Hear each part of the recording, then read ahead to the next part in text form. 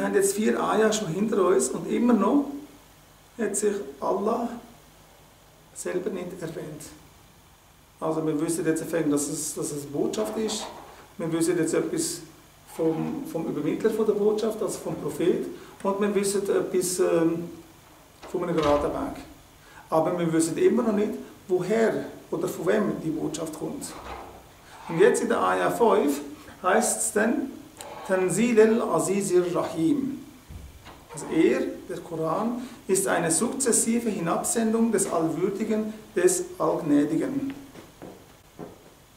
3 Worte, Offenbarung von El-Aziz und El-Rahim. Vorher haben wir gefragt, von wo kommt jetzt die Bildung, die Schulung, das ganze Wissen.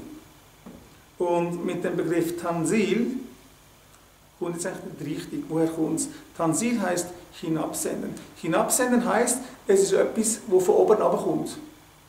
Also es kommt von oben. Dadurch, dass es von oben kommt, schließt sich gerade mal aus, dass ein Mensch überhaupt von selber dorthin kann gehen, das Wissen holen. Wenn man auf der Suche nach Bildung ist, geht man nach Süden, nach Norden, nach Westen, nach Osten. Irgendwo, wo es andere Menschen gibt, wo es Schulen gibt, wo es Universitäten gibt. Ich kann dort lernen und komme mit der Bildung zurück. Aber ich kann nicht raufgehen für eine Bildung. Damals ist der Weg rauf sowieso nicht möglich gewesen. Heute könnte man sagen, okay, gibt es Raketen und so. Aber auch mit der Rakete kann ich nicht in den All gehen oder mit einem Satellit, ich kann nicht einen Satellit ins All schicken und nachher mit Bildung zurückkommen. Also die Satelliten, die schicken uns Bilder, über die machen wir uns Gedanken und uns irgendetwas zusammenreimen. Aber ob das stimmt oder nicht, was wir uns zusammenreimen, das wissen wir nicht. Das beste Beispiel ist jetzt gerade der Pluto, wo sie jetzt am Fötern sind. Jetzt wird immer wieder etwas gesagt, aha, die sieht also so aus, wahrscheinlich ist es jetzt so und so. Also Bildung kommt nicht von oben. Also wenn wir als Mensch Bildung suchen, können wir die Bildung nicht von oben holen. Also dadurch wird da schon erwähnt, das ist etwas anderes, das ist außerhalb von dem, wo ihr Zugriff habt.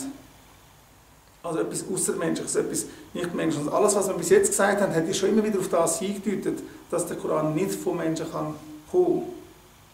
Also von wo kommt es? Von oben. Und jetzt von wem? El-Aziz. Tanzil el-Aziz al-Rahim. Es ist herabgesendet worden von Allah, wo El-Aziz ist. Was heisst El-Aziz? El-Aziz ist einer der Namen von Allah Ta'ala, wo häufig einfach nur als der Allmächtige übersetzt wird. Aber wenn man es auch genauer anschaut, dann heisst El-Aziz, also El-Aziz ist derjenige, der die gesamte Autorität hat und Respekt für sich beansprucht. Also El-Aziz ist der die gesamte Autorität hat und auch vom Gesamten, also wo es auch würdig ist, respektiert zu werden.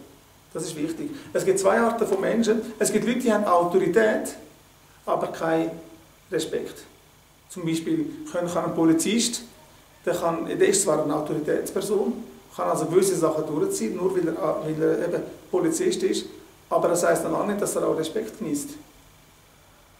Umgekehrt kann es Leute geben, die Respekt geniessen, aber keine Autorität haben. Zum Beispiel ein Imam, ein Hodja oder auch ein normaler Mensch, den man respektiert, aber der keine Autorität hat, nichts, wo er bestimmen kann. Und trotzdem respektieren wir ihn. Also häufig kommt entweder das eine oder das andere vor, aber ganz selten beides zusammen. Und bei Allah Ta'ala, Allah sagt, er ist sowohl Autorität, plus kann er oder beansprucht er den ganzen Respekt für sich. Der Begriff Autorität ist jetzt hier ganz wichtig.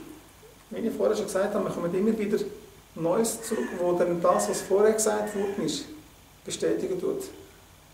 Wo haben wir den Begriff Autorität schon benutzt? Wo wir über Hakim geredet haben. Hakim haben wir gesagt, das ist jemand, der ein Urteil ausspricht. Und dass eigentlich nur jemand ein Urteil aussprechen kann, der was hat? Autorität.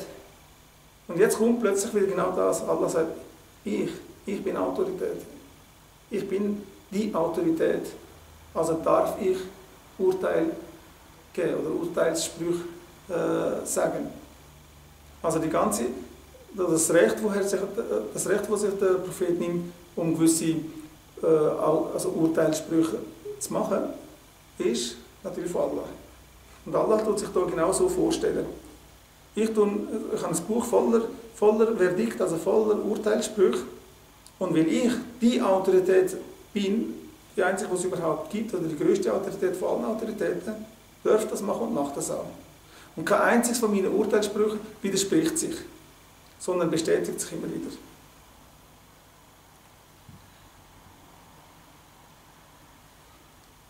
Und das ist El-Aziz. Dann ist er aber auch noch Er-Rahim. Also er tut sich da mit ganz vielen Namen, aber er stellt sich da mit zwei Namen vor. Zum einen El-Aziz, also die Autorität, und das andere Er-Rahim. Was heißt Er-Rahim? Er-Rahim ist der Allgnädige, das da wird auf Barmherzigkeit, auf die Liebe von Allah, auf das, das verzeiht, auf das, dass er sich sorgt um alles. Und zwar nicht nur für eine bestimmte Zeit, sondern für ewig eigentlich. Also Allah ist der Allversorger, der sich sorgt für alle. Aber wieso kommt er jetzt da noch mit dem Ar-Rahim? Wir haben verstanden, von wegen Hakim, also braucht es da jemanden, der Autorität hat, also tut sich Allah als der Autorität vorstellen. Und dann kommt er im gleichen Satz noch mit etwas eigentlich ganz anderem. Ar-Rahim. Wem hat Allah den Koran offenbart? Dem Prophet Muhammad sallallahu alaihi wasallam. Und wieso? Wieso schickt der Koran dem Prophet Muhammad sallallahu alaihi wasallam? Lassen wir da wieder eine Ayah-Antwort geben. وَمَا أَرْسَلْنَاكَ إِلَّا رَحْمَةً لِلْعَالَمِينَ. Das ist Surah Al-Anbiya, Ayah 107, wo Allah sagt, und wir entsandten dich nur als Gnade für die ganze Schöpfung. Also Allah tut da erwähnen, wieso er den Prophet Muhammad schickt, nämlich weil er der gnädigste Mensch überhaupt, der jemals gelebt hat oder jemals leben wird. Der allergnädigste Mensch ist der Prophet Muhammad.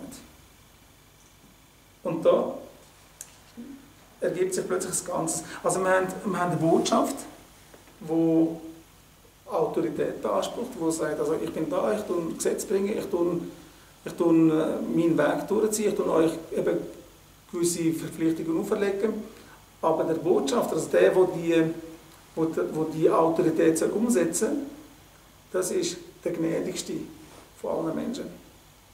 Also er tut nicht die autoritäre Botschaft mit einem autoritären Mensch, wo es egal ist, wie die Leute auf das reagieren oder wo es egal ist, wie die Menschen empfinden, sondern er schickt sie mit dem Mensch, der die grösste Barmherzigkeit hat.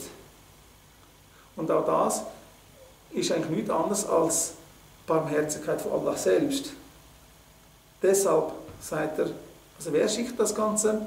Tanzil al-Aziz al-Rahim. Also es ist abgesandt worden von Allah, wo Aziz ist, wo die Autorität ist, aber wo auch Rahman ist, allgnädig ist, barmherzig ist. Also es ist die Barmherzigkeit von Allah, dass er uns den Prophet Muhammad geschickt hat und einen anderen Mensch. Da merkt man auch, wie wichtig das ist, dass nicht jede Botschaft kann von jedem weitergegeben werden kann. Es ist wichtig, dass man den Botschafter ebenso aussucht, dass der auch gewisse Eigenschaften haben muss und dass man nur solche Leute halt als Botschafter nimmt, die diesen Eigenschaften auch entsprechen. Und das ist auch etwas, was wir heute viel sehen. Also es gibt viele, die mit wahren Sachen kommen, die uns vielleicht etwas Wahres oder etwas Gutes mitteilen wollen, aber dadurch, dass die Person, die es erzählt, irgendwie in unseren Augen eben den Respekt oder die Autorität nicht besitzt, lassen wir schon gar nicht erst auf das, was er sagt. Da ist wieder ein gutes Beispiel, sind Politiker. Politiker kann sein, dass einer mal eine gute Idee hat und etwas ganz Gutes umsetzen will, aber dadurch, dass wir wissen, was der für Vergangenheit hat, was der schon alles gemacht hat, haben wir das Vertrauen in ihn verloren. Und auch wenn er jetzt etwas Vernünftiges sagt, bekommt er unsere Stimme nicht über, weil er einfach nicht die richtige, weil Botschaft und Botschafter nicht zusammenpassen. Und Allah Ta'ala hat das so wieder perfekt gemacht, dass das Botschaft und Botschafter in bester Art und Weise zusammenpassen. Jetzt gehen wir wieder zurück zum Anfang von der Ayah. Was haben wir am Anfang gehabt?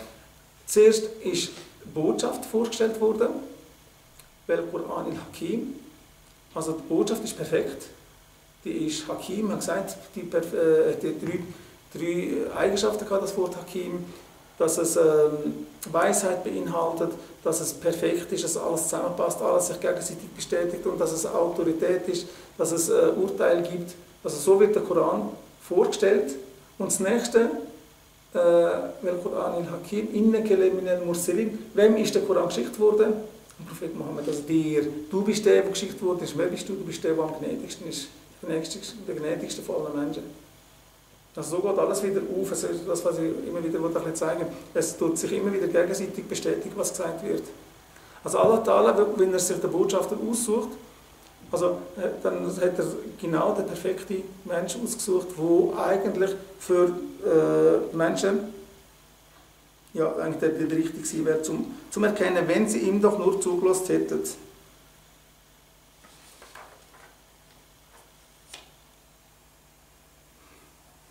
Weil der Prophet selber als Mensch ist schon so perfekt gewesen, oder so gut, eigentlich hätte die Mekkaner das realisieren. Wenn jetzt irgendeiner, der ein Trunkenbold war oder ein Lügner war, irgendeine Geschichte erzählen, wenn der plötzlich kommt mit so etwas, hätte man können sagen, okay, das ist verständlich, dass die meisten Mekkaner das nicht akzeptiert haben. Aber durch die perfekten Eigenschaften, die er ja schon hatte und wo alle Mekkaner ausnahmslos, alle haben ja das akzeptiert. Und trotzdem haben sie die Wahrheit von ihm nicht haben. Obwohl Allah ihnen eigentlich der Beste geschickt hat. Eigentlich ist der Prophet Mohammed genau die maßgeschneiderte Lösung für die Quraysh.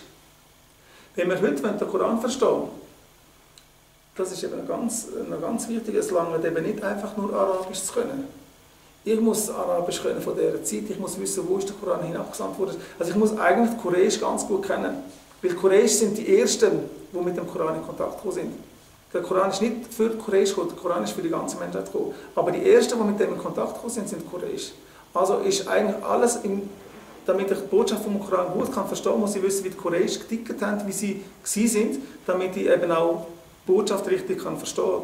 Wenn ich weiss, wie die Quraysh sind, das werden wir jetzt gerade in der nächsten Eier sehen, dann machen eben die Eier ganz anderen Sinn. Und wenn ich es nicht weiss, kann ich gewisse Eier gar nicht verstehen.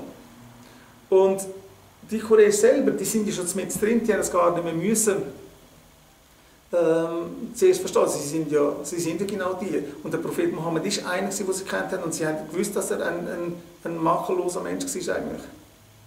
Also mit dem haben sie eigentlich nur ihre Fehler vergrößert. Jetzt noch eine Ayah für heute. لِتُنْذِرَ قَوْمًا مَا أُنْذِرَ آبَاؤُهُمْ فَهُمْ غَافِلُونَ